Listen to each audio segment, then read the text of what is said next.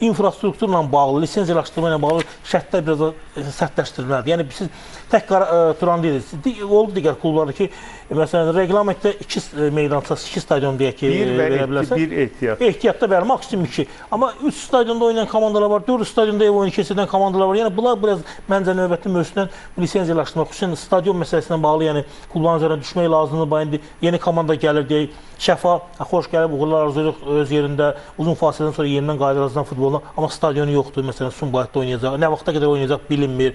Əgər Mingəçevir gəlsə, məsələn, öz stadionu var, amma tələblərə cavab vermir. Hansısa başqa bir stadion seçməlidir, orada oynamalı bu. Yəni şərtdir ki, bir oyuna ibarətdir də, sürpriz də oldu, baş verdi. Məsələn, qələbə qazandı, gəldi Premier Liqa. Ümişdin taleyi bəli, hələ bilinmir, yəni stadion tikmək istəyirlər, amma məlum məsələdir ki, o birlə çatdırmayacaqlar, yenə növbəti mövsüm başqa bir stadion axtaracaq. Yəni görünən budur ki, bu stadion problemini biz növbəti mövsümdə də yaşayacaq Premier Liqada.